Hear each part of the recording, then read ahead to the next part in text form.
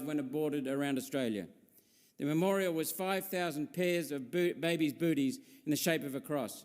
Babies who were thrown aside and left on a cold stainless steel slab to die alone. Nearly 50% of these were perfectly healthy. Nothing wrong with them. Why were they induced and delivered stillborn instead of alive and placed for adoption? Under the Queensland Criminal Code, the current law is clear. This is a crime.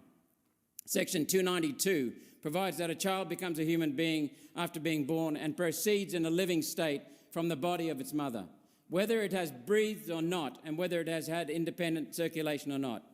Section 302 defines murder as by someone who intends to cause death, which is the case with these 328 babies, or causes death by an act, omission or reckless indifference to human life.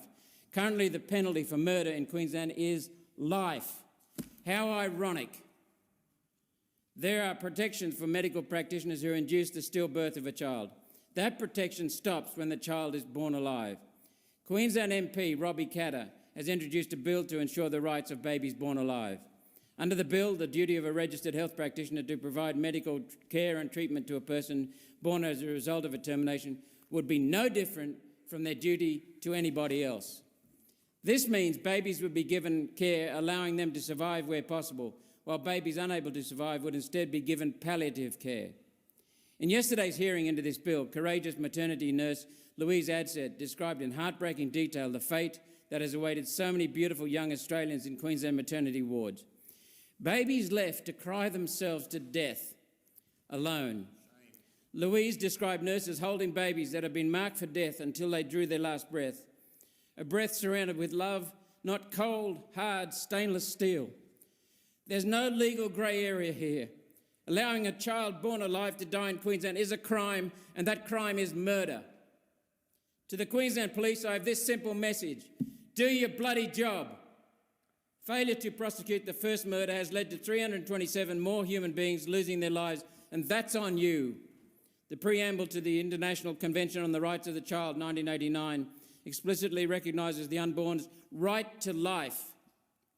This is a matter that can be legislated federally, and if the states will not police their own laws, then the federal government must intervene.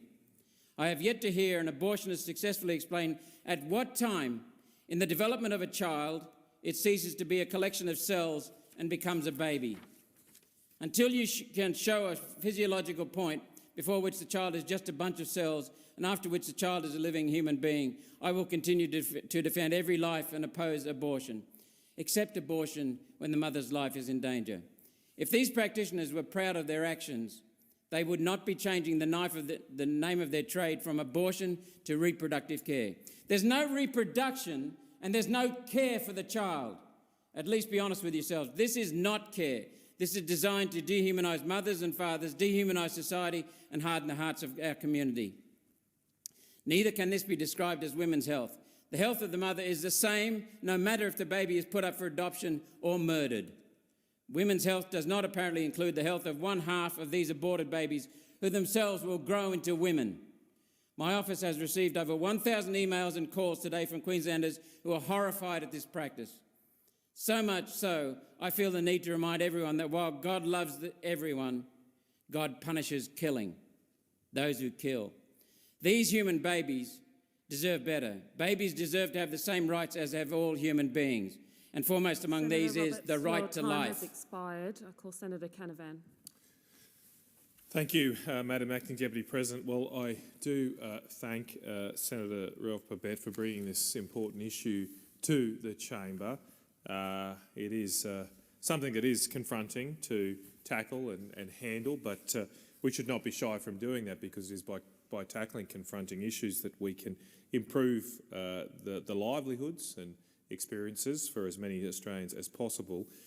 As Senator Babet's motion says, every week, one child every week at least is born alive following a termination procedure. That's based on state government health evidence from Queensland and Victoria. We don't really have evidence from other states, so it's at least one a week.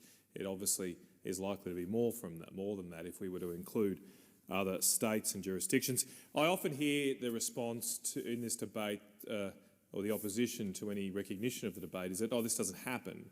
It's not something that happens. Well, the data says otherwise, and even more, the guidelines that do exist in this area say a completely different story.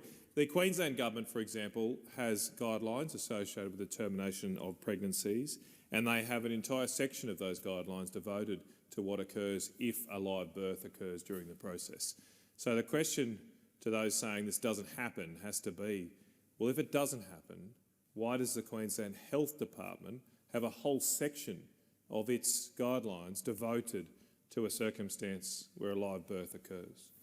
And so if a live birth does occur, of course, that has to be a human being. There's a breathing person that has been born, a very vulnerable person, often in a situation where their life will not be long. Of course, all of us will eventually die, and I think all of us would expect to be provided a level of care whenever that event of death comes near. And I and others in this chamber have tried to lead a process where we say very clearly that all Australian human beings deserve to have that standard of care, whatever their age, whatever the circumstances that led them to come into this world. It's a very, very simple proposition. I recognise the bill I moved with others like Senator Babet, Senator Antich, Senator Roberts was involved, lots of others. Senator Fawcett has been provided support. In the bill we put forward, we recognise that in these circumstances, tragically, most babies will not be able to survive. They will have experienced shocking injuries that will not make them viable in the sense of a long-term life. What we just want, what we're asking is that surely in those circumstances, at the very least palliative care should be provided. Some level of pain relief, some level of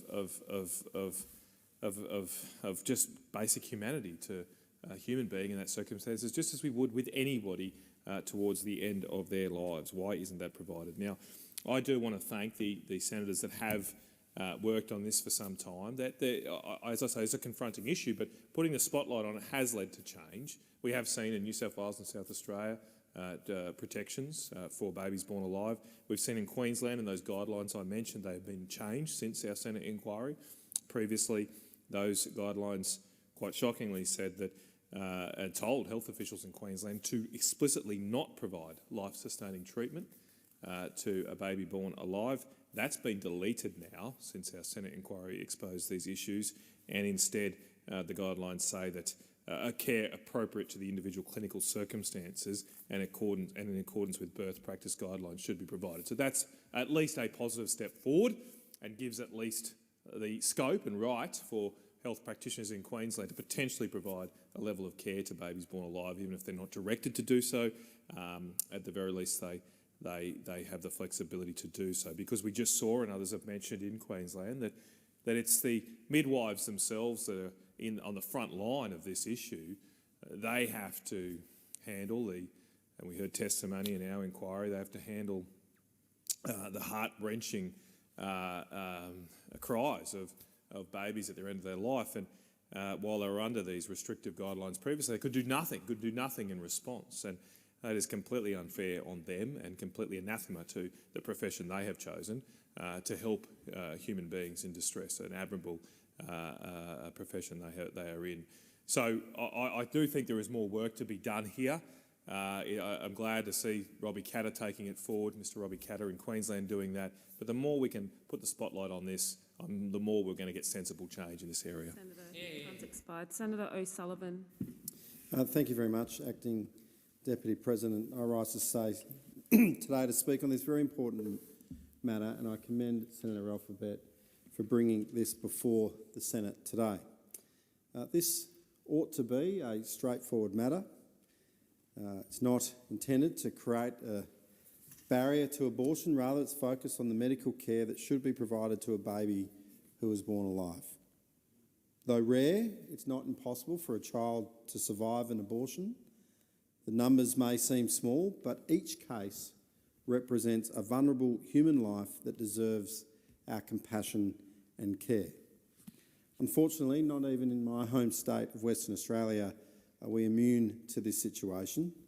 It was reported that between 1999 and 2016, there were at least 27 infants born alive in Western Australia after failed abortion procedures. Some of these babies surviving anywhere from 9 minutes to over 2 hours, according to the West Australian Health Minister. 27 children. That's equivalent to a full classroom of students. 15 of these births were at the gestational age between 20 and 25 weeks. 6 were at 26 weeks or later, and 1 being at 34 weeks. Now, due to the incredible advancement in medical technology, it's entirely possible for a premature baby at 21 weeks to survive and go on to live a viable and healthy life. By that measure, at least 22 of the 27 babies born alive in WA could have been supported by healthcare professionals. Last year, in Western Australia, the Abortion Legislation Reform Bill 2023 was passed. My WA colleague, the Honourable Nick Guran MLC, moved an amendment to make clear that babies born alive after an abortion should be entitled to the same standard of care as any other Western Australian baby. Now, even if it was possible for a baby to survive, we should provide them with comfort and care to pass away with dignity instead of leaving them to slowly die on a cold metal kidney dish.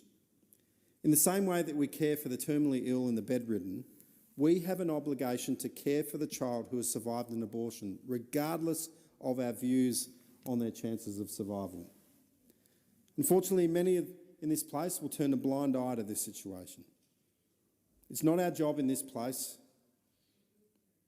just to create laws for some Australians.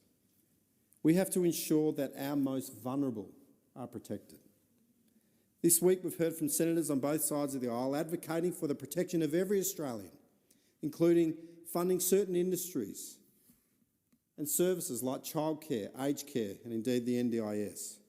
One senator yesterday stated that we should understand the value of life at every stage. Well, I could not agree more. If life at every stage matters, then this should be a no-brainer. If a child survives an attempted abortion and is born alive, then like every Australian, that child deserves the medical treatment that is afforded to everybody else.